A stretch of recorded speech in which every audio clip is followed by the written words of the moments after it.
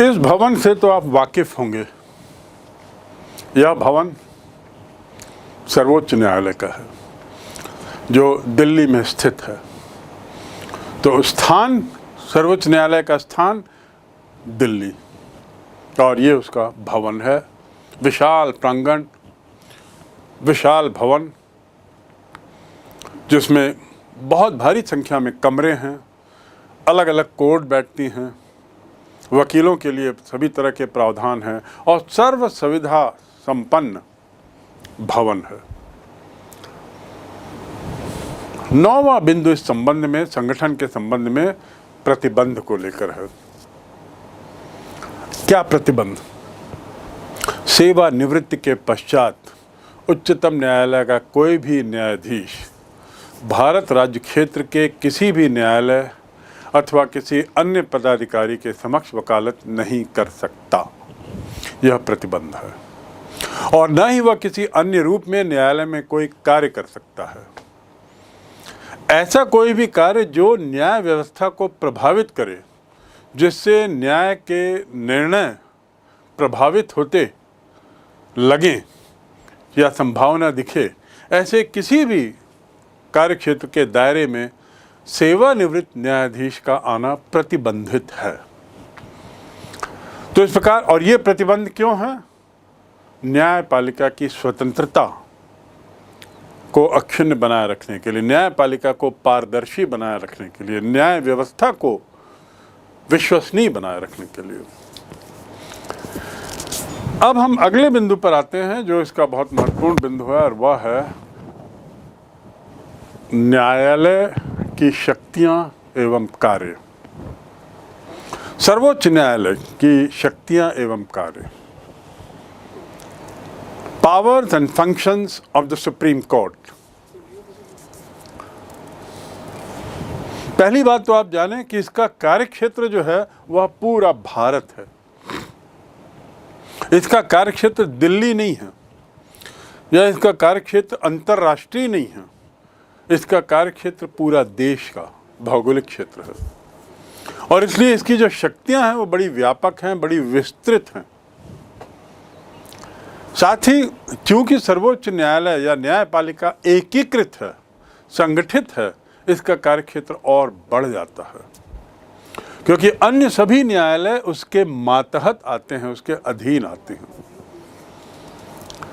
सर्वोच्च न्यायालय जो भी निर्णय देता है, उसके पास जो भी मामले आते हैं, उस मामलों पर उसके द्वारा दिए गए निर्णय देश के सभी क्षेत्रों में, सभी न्यायालयों में मान्य होंगे। उस पर अलग राज्य के अलग न्यायालय, राज्य के जो न्यायालय हैं वो अपना अलग निर्णय देते हुए सर्वोच्च न्यायालय के निर्णय की अवहेलना या उसको सुपरसीड नहीं कर सकते। सर्वोच्च न्यायालय का निर्णय सबके लिए मान्य होगा और राज्य के सभी न्यायालय इसको मानने के लिए बाध्य हैं। इसकी शक्तियों को हम कुछ इस तरीके से विभाजित करें तो बेहतर समझ होगी। पहला है प्रारंभिक क्षेत्राधिकार। प्रारंभिक क्षेत्राधिकार से क्या मायने हैं? अर्थात कुछ मामलों में सर्वोच्च न्यायालय को सबसे पहले केस सुनने का अधिकार प्राप्त है। अधिकतर मामले ऐसे होते हैं जो नीचे से आते हैं। नीचे से आने के मामले मतलब जिला न्यायालय से या उससे भी नीचे से होते हुए हाई कोर्ट, डिस्ट्रिक्ट कोर्ट, फिर हाई कोर्ट, फिर सुप्रीम कोर्ट, अपील होती है। लेकिन कई मामले ऐसे हैं जो सुप्रीम कोर्ट स्वयं डायरेक्टली सुन सकता है। उन क्षेत्रों पर, उन मुद्दों पर वह डायरेक्टली केस सुन सकता है, और उसे कहते हैं प्रारंभिक क्षेत्राधिकार। बहुत महत्वपूर्ण है।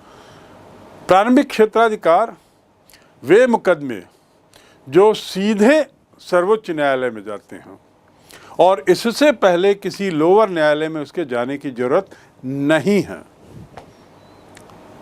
ऐसे केस कौन से होंगे? ऐसे किस तरह के मामले हो सकते हैं जो सीधा सुप्रीम कोर्ट में जाए? नीचे जाने कि या तो उसमें पात्रता नहीं हो उन केस में, या नीचे जाना, नीचे के किसी कोर्ट में उस केस को डालना बेमानी होगा, बेतुकी होगा। दो तरीके के ऐसे प्रारंभिक क्षेत्राधिकार हैं सुप्रीम कोर्ट के, उन्हें हम दो भागों में बांट सकते हैं। जो संघ और राज्य उनसे संबंधित हो, जिसमें एक पार्टी संघ हो और एक पार्टी कोई राज्य हो या एक से ज्यादा राज्य हो। दूसरा, मौलिक अधिकारों से संबंधित। मौलिक अधिकारों से संबंधित केस भी जो हैं, जिनका संबंध उन 6 मूल अधिकारों से है जिसका जिक्र संविधान में किया गया है, ऐसे केस भी सीधा सुप्रीम कोर्ट जा सकते हैं। और ये बात क्यों की गई है? ये सुनिश्चित करने के लिए कि मौलिक अधिकारों में एक दिन का विलंब भी या एक दिन का हनन भी गैर कानूनी होता है। मौलिक अधिकारों में किसी भी तरह की दखल गलत है, और यदि नीचे से वो मामला जाए, पहले लोअर कोर्ट, फिर वहाँ के निर्णय के खिलाफ फिर हाई कोर्ट, फिर वहाँ के निर्णय के खिलाफ फिर सुप्रीम कोर्ट, तो वर्षों लग जाते हैं। तो क्या जब तक सुप्रीम कोर्ट में निर्णय नहीं आए तब तक वह व्यक्ति, वह संस्था, वह राज्य किसी मौलिक अधिकार से वंचित रहेगा? नहीं। इस स्थिति से बचने के लिए ही मौलिक अधिकारों से जुड़े हुए मामले सीधा सुप्रीम कोर्ट जा सकते हैं। संघ और राज्यों से संबंधित विवादों की बात करें तो उसमें भारत सरकार तथा एक या एक से ज़्यादा राज्यों के बीच का विवाद है, उसे लिया जा सकता है। उदाहरण के लिए भारत सरकार बनाम एक से ज़्यादा राज्य, जीएसटी जो टैक्स चालू हुआ, टैक्स प्रथा, जीएसटी टैक्स को लेकर बहुत से राज्यों ने विरोध जताया था। केंद्र सरकार पर आरोप लगाया था कि जीएसटी का प्रावधान करके केंद्र सरकार राज्य सरकारों को और नियंत्रित करना चाह रही है और इस प्रकार संघवाद पर, इस प्रकार संघात्मक प्रणाली पर चोट पहुंचा रही है। तो इसलिए ये मामला सुप्रीम कोर्ट गया व्याख्या के लिए। तो ऐसा मामला जिसमें एक ओर संघ हो, केंद्रीय सरकार हो, और दूसरी ओर राज्य हो। दूसरा, ऐसा मामला जिसमें एक पक्ष केंद्र सरकार का या एक या कुछ राज्यों का तथा दूसरा पक्ष कुछ अन्य राज्यों का हो, जिसमें राज्य बनाम राज्य हो। राज्य बनाम राज्य, ऐसे केस क्या हो सकते हैं? भारत के संबंध में 2-3 राज्यों के बीच में नदी के पानी को लेकर झगड़ा है। कुछ क्षेत्रों में वन संपत्ति को लेकर भी विवाद है। तो ऐसी स्थिति में मामला सीधा सुप्रीम कोर्ट जाता है। और तीसरे मामले जो होते हैं वे हैं 2 या 2 से अधिक राज्यों के वैध अधिकार के प्रश्न का विवाद। इस प्रकार इन 3 श्रेणियों में आप देखेंगे कि या तो एक पार्टी केंद्र है और या राज्य है। केंद्र या राज्य की पार्टी होने पर मामले सीधे सर्वोच्च न्यायालय जाते हैं। दूसरा, मौलिक अधिकारों की बात। जैसा मैंने बताया, संविधान के अनुच्छेद 32(1) उसमें यह प्रावधान किया गया है कि नागरिकों के मौलिक अधिकारों की रक्षा के लिए, सुनिश्चित करने के लिए कि नागरिकों के मौलिक अधिकारों का हनन कतई ना हो, उच्चतम न्यायालय को समुचित कार्रवाई की शक्ति प्रदान की गई है। समुचित कार्रवाई, एप्रोप्रिएट एक्शन का पावर दिया गया। उस पावर के तहत मैंने जिक्र किया था पूर्व के अध्यायों में भी वो जिक्र है रिट्स का, जिसे लेख भी कहते हैं। और 5 तरीके के लेख हैं। ये जो लेख हैं, लेख उच्चतम न्यायालय को ये अधिकार देते हैं कि वह सुनिश्चित करे कि नागरिकों के मौलिक अधिकारों का हनन राज्य सत्ता द्वारा या किसी अन्य के द्वारा न किया जा रहा हो।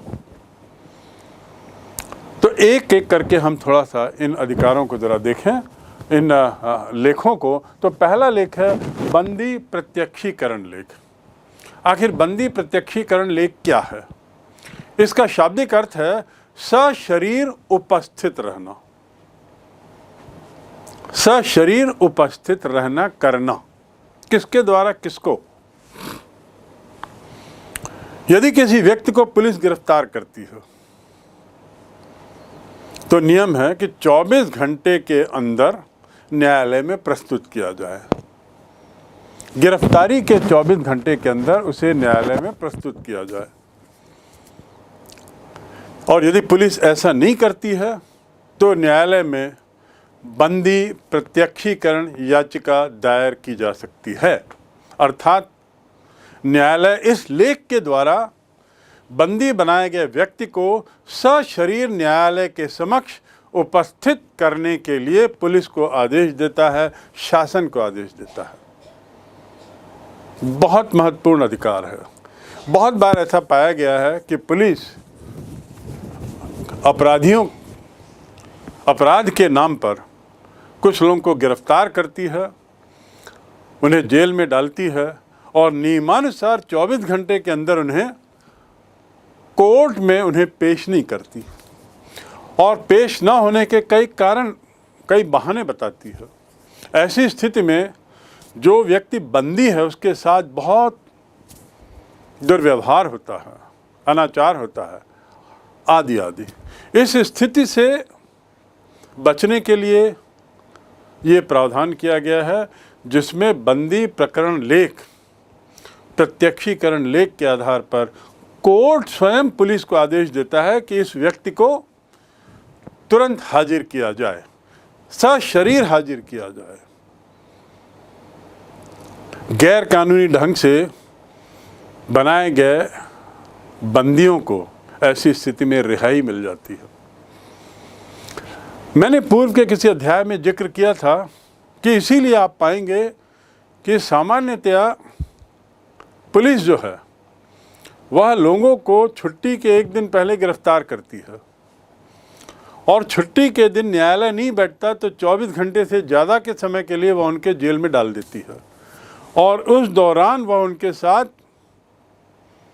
अमानवीय व्यवहार आदि करती है और फिर अगले दिन कोर्ट बैठने के पूर्व उनको छोड़ भी देती है। इन स्थितियों से बचाने के लिए यह प्रावधान बहुत महत्वपूर्ण है। प्रत्यक्षीकरण लेख। दूसरा रिट है परमादेश लेख। परम आदेश लेख। यह भी वह रिट है जिसके माध्यम से कोर्ट सुनिश्चित करती है कि व्यक्तियों का, नागरिकों का, संस्थाओं का जो मौलिक अधिकार है उसका हनन न हो रहा हो। आखिर इसका अर्थ क्या है? परम आदेश लेख का अर्थ है हम आदेश देते हैं। हम अर्थात कोर्ट। हम अर्थात कोर्ट।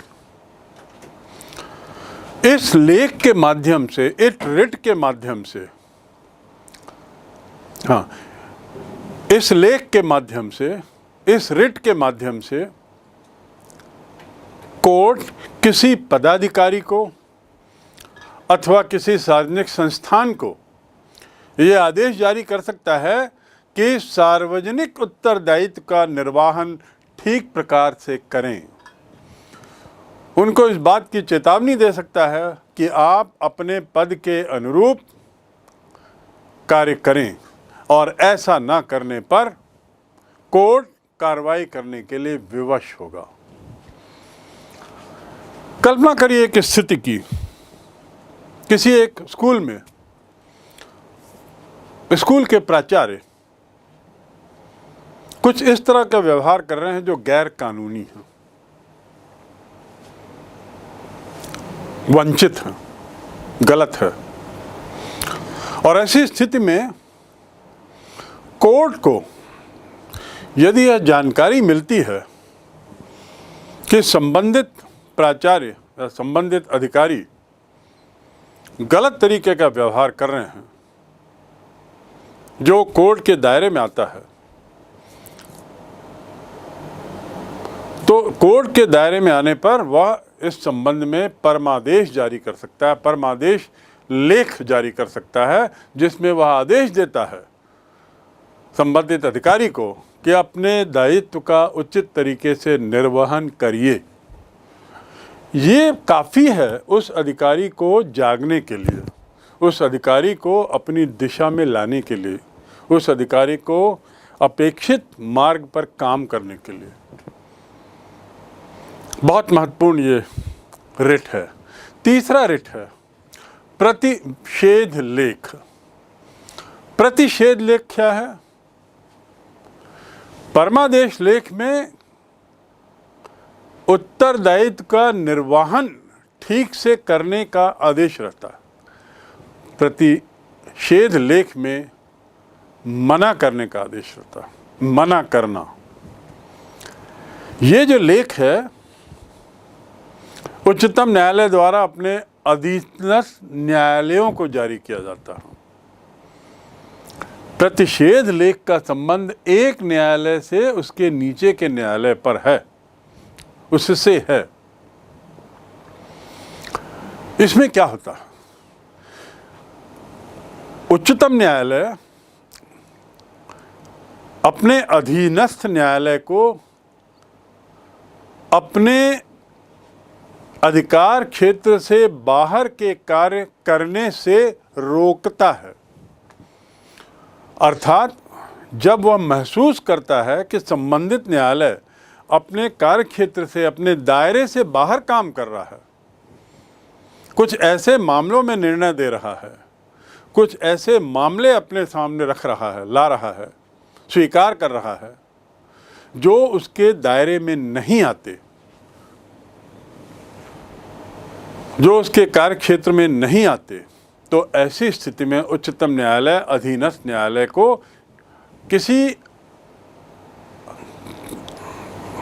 किसी चीज को ना करने के लिए आदेश देता है, मना करता है, जिसे कहते हैं प्रतिषेध लेख।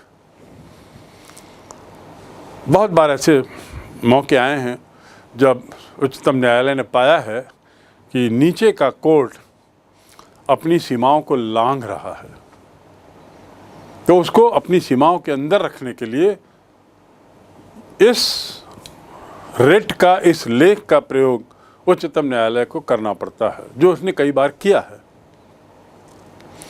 चौथा, उत्प्रेषण। उत्प्रेषण के मायने क्या हैं? उत्प्रेषण का अर्थ है, शाब्दिक अर्थ, पूर्ण तथा सूचित कीजिए। सर्वोच्च न्यायालय नीचे के न्यायालय में चल रहे किसी मुकदमे का पूरा विवरण, पूरा रिकॉर्ड, पूरा डिटेल्स अपने पास मंगवा सकता है। अर्थात प्रतिषेध लेख जिसका संबंध दो न्यायालयों के बीच में है, उसी प्रकार उत्प्रेषण लेख का संबंध भी न्यायालयों के बीच का ही मामला है, जिसमें उच्चतम न्यायालय नीचे के न्यायालय से किसी मामले से संबंधित कागजात, डिटेल्स, पूरा विवरण, रिकॉर्ड मंगवा सकता है। ऐसी जरूरत क्यों पड़ती है? जब उच्चतम न्यायालय को शंका हो कि किसी नीचे के न्यायालय ने उचित तरीके से इस पर निर्णय नहीं दिया है, सभी मुद्दों को ध्यान में रखकर निर्णय नहीं दिया है। यदि सर्वोच्च न्यायालय अनुभव करता है कि निम्न न्यायालय अपने कार्यक्षेत्र का उल्लंघन किया है या कानून की प्रक्रिया का पालन नहीं किया है, तो वह खुद उस मुकदमे को स्वयं सुन सकता है और आदेश दे सकता है कोर्ट को कि यह मामला हमारे पास भेज दिया जाए। या ये भी कर सकता है कि उसे कुछ और निर्देश दे जिसके तहत अधीनस्थ न्यायालय को वह मामला लौटा देगा, लेकिन कुछ निर्देशों के साथ। कुछ आदेशों के साथ। उत्प्रेषण का अर्थ हुआ पूर्ण तथा सूचित करिए, पूरी जानकारी दीजिए और सूचित करिए। और ये रिकॉर्ड से इसका संबंध है, नीचे के न्यायालयों से इसका संबंध है, सर्वोच्च न्यायालय के मातहत आने वाले न्यायालयों से इसका संबंध है। और इसमें सुप्रीम कोर्ट स्वयं किसी मामले को मांग कर सुन सकता है और या संबंधित कोर्ट को आदेश दे सकता है कि इस मामले को सुनते हुए इन बिंदुओं पर ध्यान दिया जाए। ये कहलाता है उत्प्रेषण। और पांचवा और अंतिम रिट जो हमारे मौलिक अधिकारों की सुरक्षा में अहम भूमिका निभाता है वह है अधिकार प्रेक्षालेख, जिसका अर्थ होता है किस अधिकार से। इसमें पूछता है वो किस अधिकार से। जब कोई व्यक्ति गैर कानूनी तरीके से या अनुचित तरीके से किसी सरकारी, अर्ध सरकारी या निर्वाचित पद पर काम करने लगता है तो सर्वोच्च न्यायालय उससे पूछ सकता है कि तुम किस अधिकार से इस पद पर बैठे हो। अर्थात ऐसा पूछते हुए एक तरीके से वो आदेश जारी करके उस व्यक्ति को पद ग्रहण करने से या पद पर आगे कार्य करने से रोक सकता है। तो अधिकार प्रेक्षालेख, किस अधिकार से, on what basis are you occupying this post, किस आधार पे तुम ये पद पे काम कर रहे हो।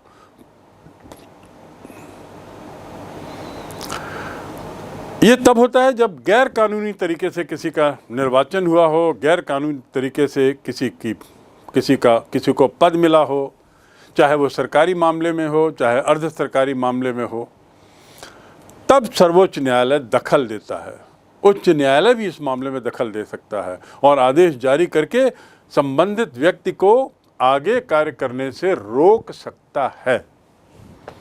इस प्रकार ये 5 तरीके के हम देखते हैं उसके जो अधिकार क्षेत्र में आते हैं मौलिक अधिकारों के संबंध में सर्वोच्च न्यायालय को दिए गए कुछ पावर्स।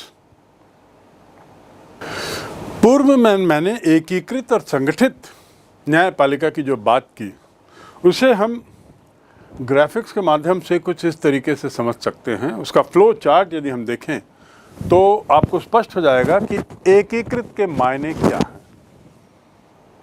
सबसे ऊपर सर्वोच्च न्यायालय। सर्वोच्च न्यायालय की जो सीमा है दोनों तरफ आप देखेंगे उसकी सीमा में नीचे तक के न्यायालय आते हैं, तो उसकी सीमा के अंतर्गत, अर्थात अन्य सभी न्यायालय उसके कार्यक्षेत्र के अंदर आते हैं, उसके अधीनस्थ आते हैं। इस अधीनता को इस लाइन से दिखाया गया है। इसके बाद उच्च न्यायालय।